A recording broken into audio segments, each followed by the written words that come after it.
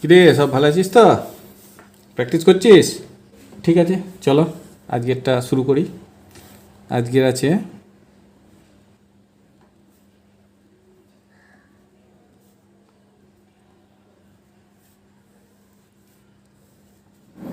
এক নম্বরে আছে 7.1/5% সমান ড্যাশ।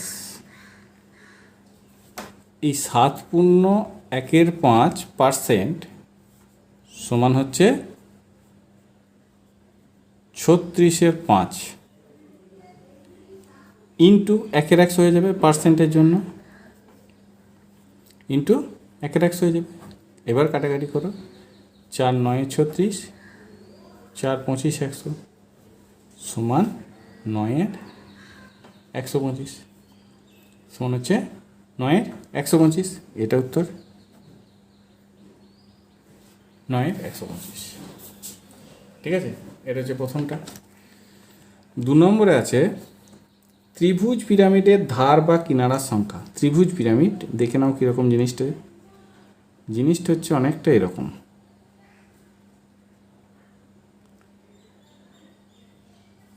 এরকম অনেকটা জিনিসটা। এটা এটা হচ্ছে ত্রিভুজ পিরামিড, যার মেঝেটা হচ্ছে ত্রিভুজাকার দিয়ে প্রত্যেকটা শীর্ষবিন্দু থেকে একটা করে লাইন উপর দিকে উঠে গেছে, দিয়ে এক জায়গায় মিলিত হয়েছে। এটা হচ্ছে ত্রিভুজ পিরামিড।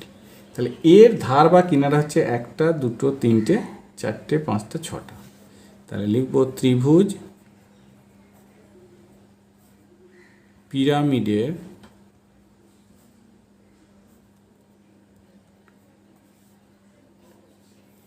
ধার বা কিনারা সংখ্যা হচ্ছে 6টি। তাহলে ত্রিভুজ পিরামিডের ধার বা কিনারা 6। এটা হলো 2 নম্বর। 3 নম্বরে আছে 1 মিনিটের 60%। 1 মিনিটের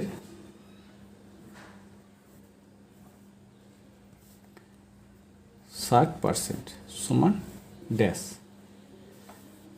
এটা সমান আমরা লিখতে পারি কি 1 মিনিট মানে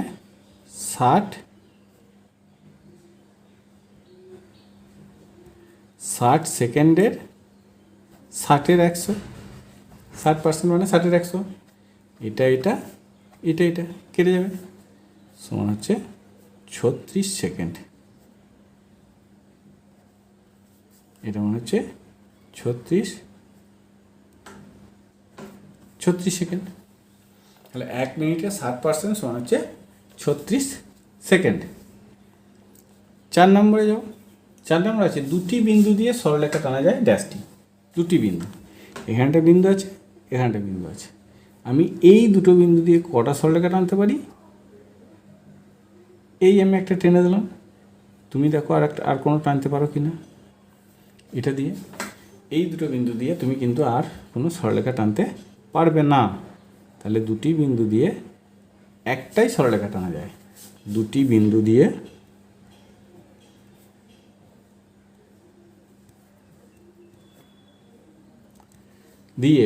সরলরেখা টানা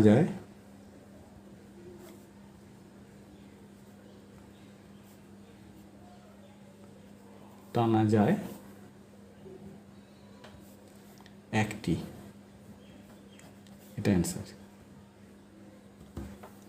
দুটি বিন্দু দিয়ে সরলরেখা টানা যায় একটি।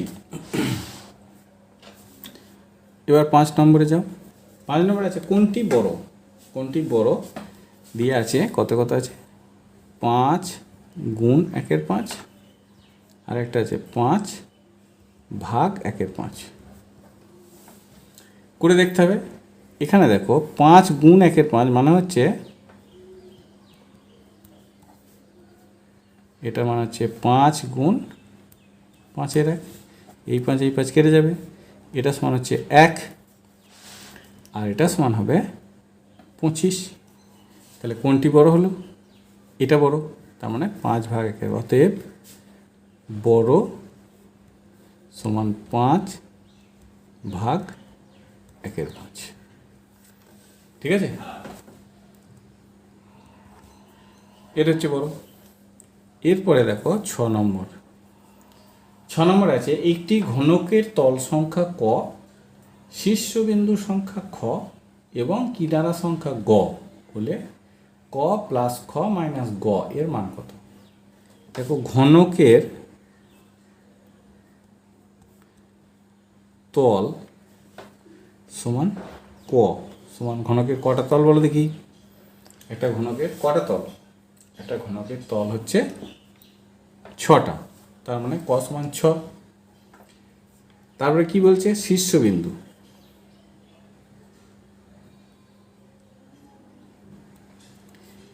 ঘনকের শীর্ষবিন্দু বলেছে খ, তাহলে কটা শীর্ষবিন্দু ঘনকের? ঘনকের শীর্ষবিন্দু হচ্ছে কটা বলো? ঘনকের শীর্ষবিন্দু হচ্ছে 8টা। আর কি? কিনারা সংখ্যা, কিনারা বা ধার গ। কটা কিনারা বা ধার আছে?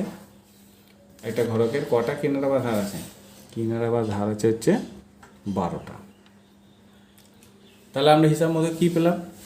আমরা হিসাব মতো পেলাম তল ক সমান হচ্ছে 6, খ সমান হচ্ছে 8 আর গ সমান হচ্ছে 12। ক সমান 6, খ সমান 8 এবং গ সমান 12। তাহলে এবার ক প্লাস খ মাইনাস গ সমান হবে 6 প্লাস 8 মাইনাস 12 সমান হচ্ছে 6 আর 8 14 বিয়োগ 12 সমান 2। তাহলে ক প্লাস খ মাইনাস গ এর মান, অতএব নির্ণেয় ক প্লাস খ মাইনাস গ এর মান 2। ঠিক আছে,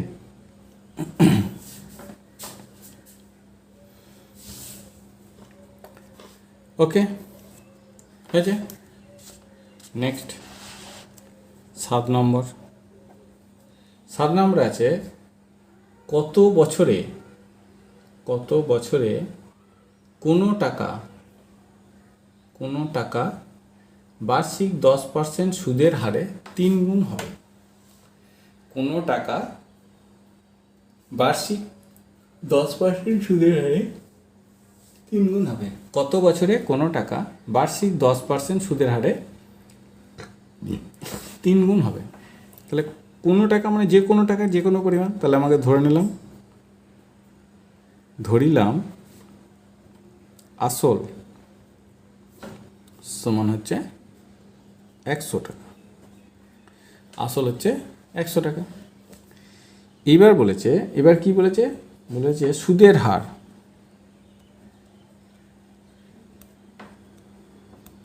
সুদের হার সমান হচ্ছে 10%। সুদের হার সমান হচ্ছে 10%। এবার দেখো 3 গুণ হবে। 3 গুণ হবে মানে সুদে আসলে, সুদ আসল সমান যত টাকা জমা রেখেছিলাম তার 3 গুণ সমান 300 টাকা। তাহলে সুদ কত টাকা? সুদ সমান হবে 300 বিয়োগ 100। সুদ আসল থেকে আসলটা বিয়োগ সমান হচ্ছে 200 টাকা। এটা হচ্ছে সুদ। এবার দেখো, এবার আমাদের কী বের করতে হবে? সময়। কি বের করতে হবে? সময়। তো সময় সমান কি? সময় সমান হচ্ছে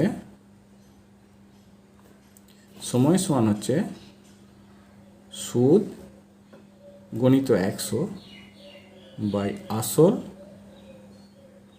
ইন্টু সুদের হার।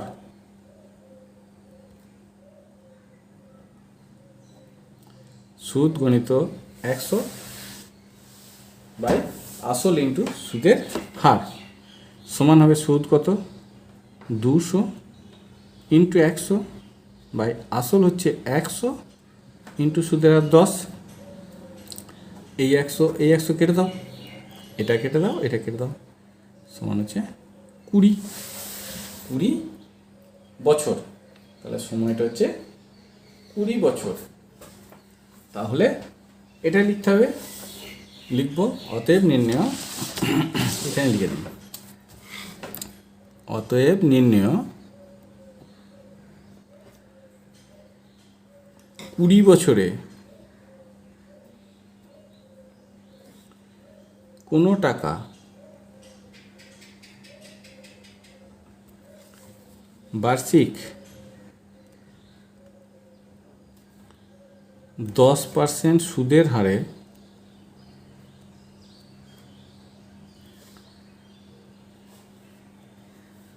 তিন গুণ হবে।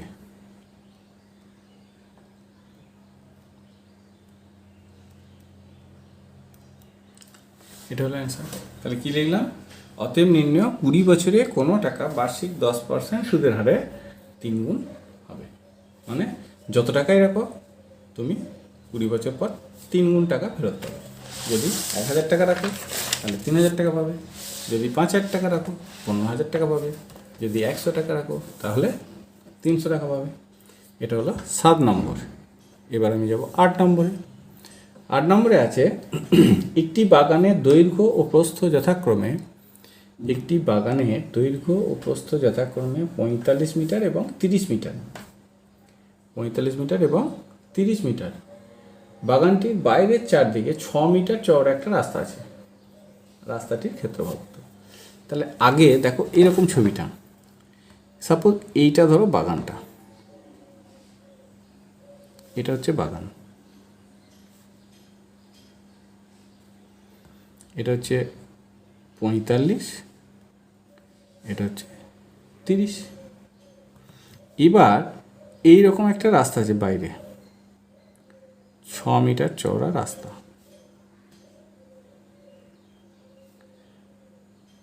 এটা হচ্ছে 6 মিটার চওড়া রাস্তা। কীরকম 6 মিটার চওড়া? এইটা হচ্ছে 6 মিটার, এটা হচ্ছে 6 মিটার চওড়া রাস্তা। এই রাস্তাটার ক্ষেত্রফল, মানে এই জায়গাটার ক্ষেত্রফল বের করতে হবে। তাহলে প্রথমে আমাকে এই জায়গাটার ক্ষেত্রফল বের করতে হবে, মানে বাগানটার ক্ষেত্রফল।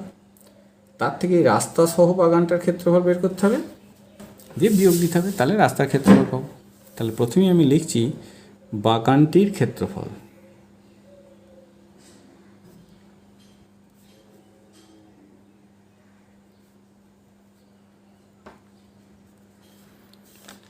সমান হবে 45 গুণ 30,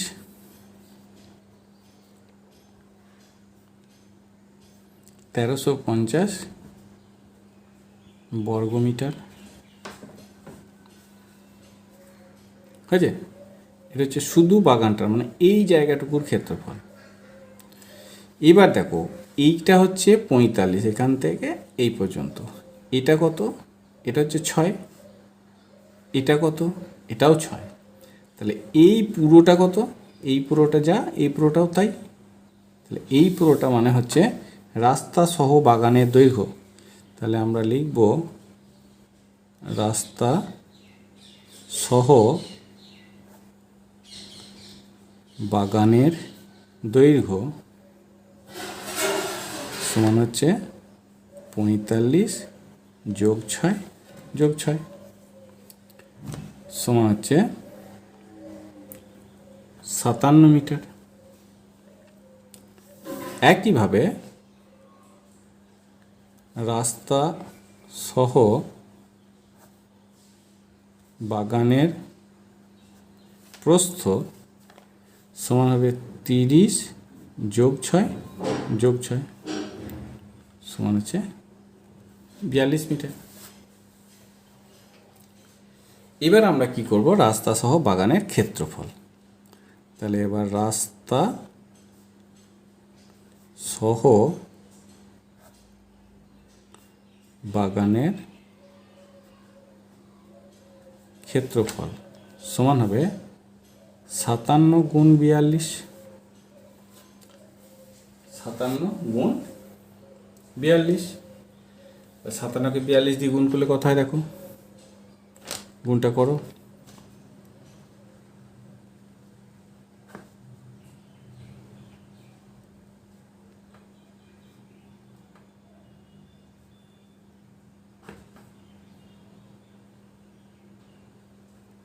তেইশশো 94 বর্গ মিটার, 2394 বর্গ মিটার। বুঝেছে? এটা হচ্ছে বাগানের ক্ষেত্রফল। এইবার এই গোটা বাগানের, রাস্তা সহ বাগানের মানে এই গোটা জায়গাটার ক্ষেত্রফল থেকে এই ভেতরটার ক্ষেত্রফল বাদ দিয়ে দেবো, তাহলেই আমরা পেয়ে যাব রাস্তার ক্ষেত্রফল। তাহলে অতএব রাস্তার ক্ষেত্রফল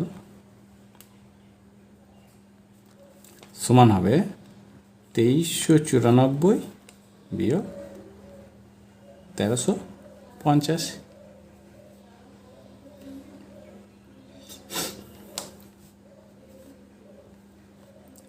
এত বর্গমিটার। এটা হচ্ছে রাস্তার ক্ষেত্রফল। হলো? তাহলে আমরা লিখব কি? অতএব রাস্তাটির ক্ষেত্রফল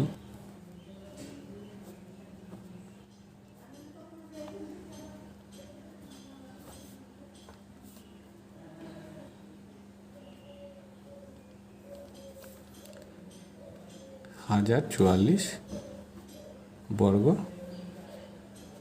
মিটার। এটা অ্যান্সার। ঠিক আছে? এটা হচ্ছে রাস্তাটার ক্ষেত্রফল। হলো? এটা হলো 8 নাম্বার। এবার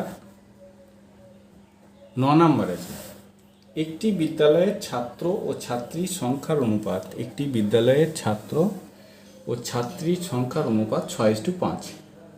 যদি সেখানে ছাত্রের সংখ্যা 300 জন হয় তবে ছাত্রীর সংখ্যা কত?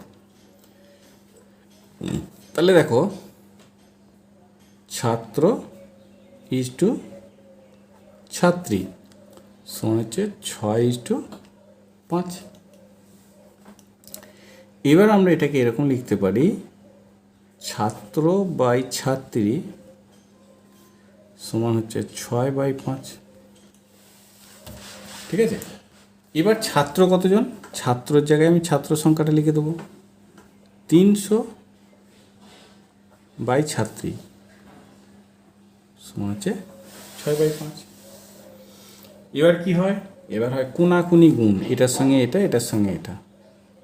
তাহলে 6 গুণ ছাত্রী সমান হচ্ছে 5 গুণ 300। 6 গুণ ছাত্রী সমান হচ্ছে 5 গুণ 300। তাহলে ছাত্রী সমান কি হবে? ছাত্রী সমান হবে 5 গুণ 300 বাই 6, এটা 50 হলো, সমান হবে 250। এটা হচ্ছে আমাদের ছাত্রীর সংখ্যা। তাহলে কি লিখব? তবে ছাত্রীর সংখ্যা কত? তাহলে লিখব, অতএব নির্ণেয় ছাত্রীর সংখ্যা, ছাত্রীর সংখ্যা হচ্ছে 250 জন। এটা অ্যান্সার। হলো? এটা 9 নাম্বার। এবার চলো আমরা যাব 10 নম্বরে। 10 নম্বরে আছে, বলেছে এটা 2.5 * 1.1/2 এর অনন্য কত? তাহলে আগে এটাকে ক্যালকুলেশন করো। এটা মানে হচ্ছে 25/10 গুণ 3/2।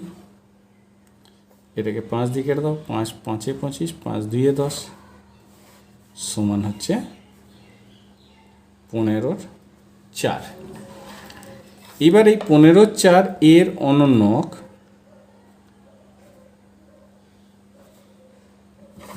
সমান হবে 1/15/4 সমান হবে 1 গুণ 4/15 সমান 4/15। অনন্য কাকে বলে? অনন্য হচ্ছে দুটি সংখ্যার গুণফল 1 হলে সংখ্যা দুটির একটিকে অপরটির অনন্যক বলে। দুটি সংখ্যার গুণফল 1 হলে সংখ্যা দুটির একটিকে অপরটির অনন্যক বলে।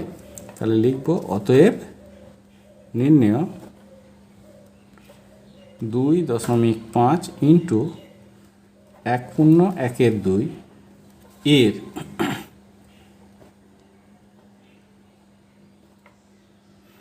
অনন্যক 4/15। এটা অ্যান্সার। এর অনন্যক 4/15 হয়েছে। এটা গেল 10 নম্বর। এবার আমরা যাব কত নাম্বার? 11 নম্বর। 11 নম্বরে কি আছে? 11 নম্বরে আছে 0.7 যোগ 0.07 গুণ 0.4 এর মান কত? কি আছে? 0.7 যোগ 0.07 গুণ 0.4 এর মান কত? এটা সমান আমরা লিখতে পারি 0.7 যোগ, আগে গুণের কাজ। গুণের কাজের নিয়ম কি? প্রথমে দশমিক বাদ দিয়ে সংখ্যাগুলো গুণ করো। তার মানে এটা 7, এটা 4, 7 4 গুণ করলে 28 হয়। এবার দেখো 1 2 3টের আগে দশমিক দিতে হবে। তাহলে 1 2 3টের আগে দশমিক দিলাম।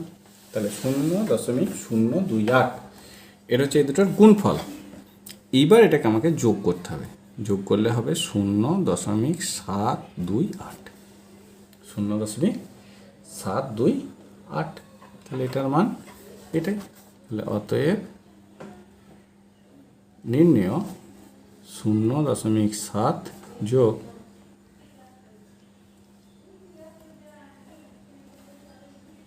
এর মান 0.728।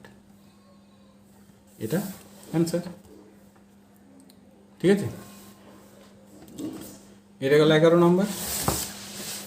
এবার চলো 12 নম্বরে যাব। 12 নম্বরে আছে দেখো একটি আয়তাকার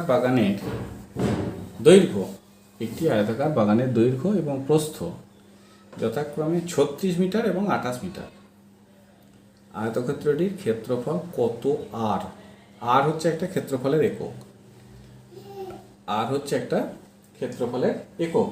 এর মান হচ্ছে 1 আর সমান হচ্ছে 100 বর্গমিটার। 1 আর সমান হচ্ছে 100 বর্গমিটার। তাহলে আগে আমাদেরকে ক্ষেত্রফলটা বের করতে হবে। তাহলে বাগানটির ক্ষেত্রফল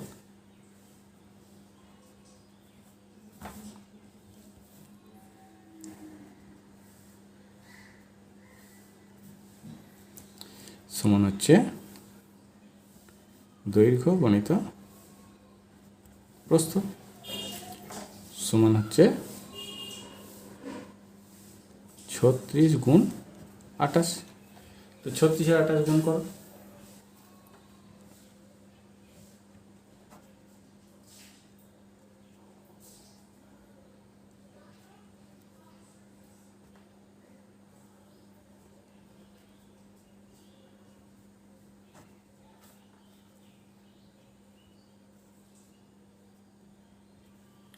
সমান হচ্ছে 1008 বর্গমিটার।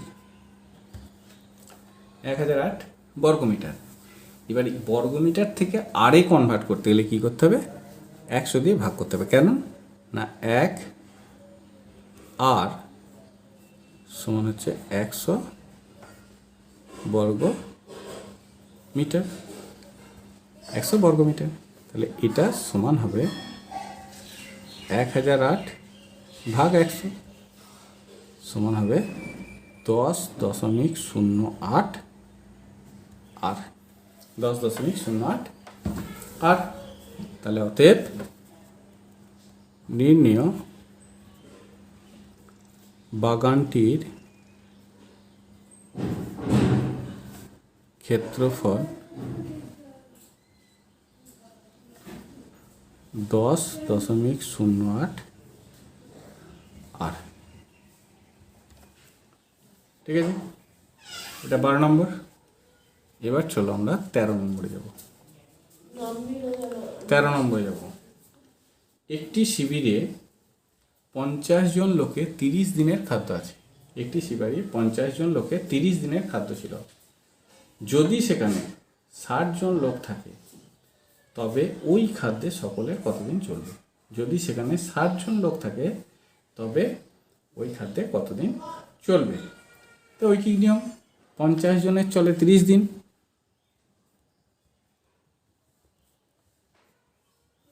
চলে 30 দিন, তাহলে একজনের চলবে। এবার লিখবো একজনের চলে বেশি দিন হবে, 30 গুণ 50 দিন, 30 গুণ 50 দিন, 30 গুণ 50 দিন। এবার লিখবো 60 জনের চলে, কী হবে? 30 গুণ 50 বাই 60 দিন, 30 গুণ 50 বাই 60 দিন। ঠিক আছে, কাটাকাটি করো।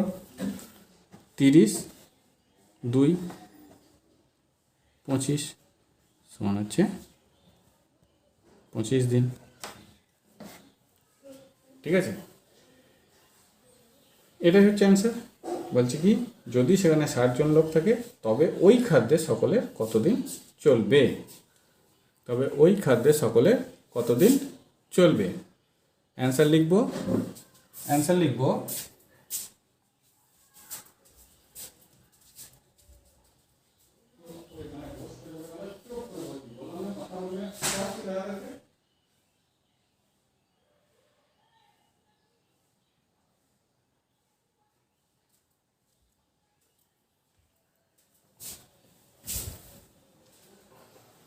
ঠিক আছে, তাহলে এটা অ্যান্সার।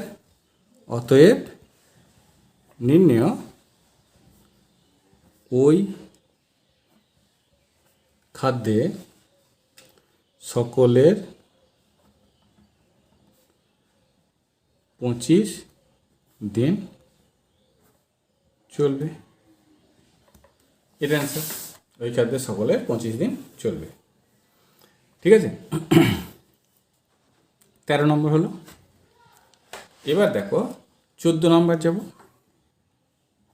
14 নম্বর আছে 0.5 যোগ 5%, এর মান কত?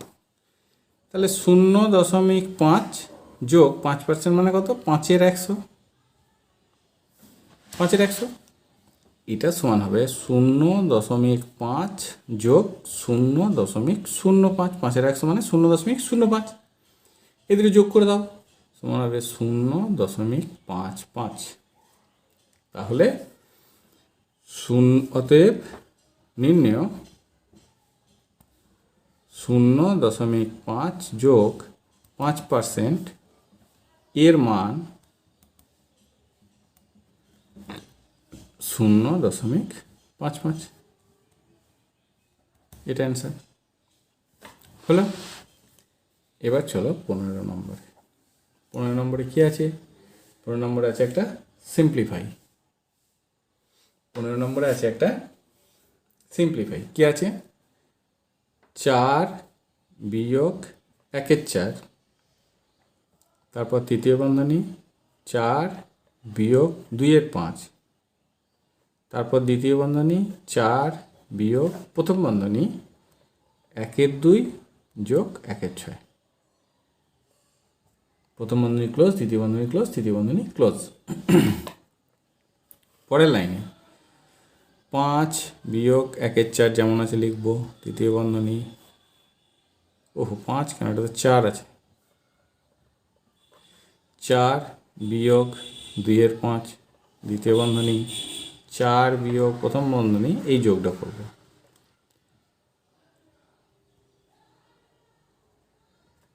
হলো।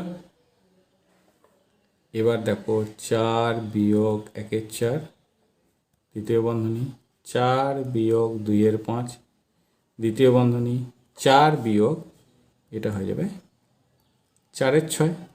কাটাকাটি করে দাও, 2 2 4, 2 3 6। তাহলে পরের লাইন কী হবে?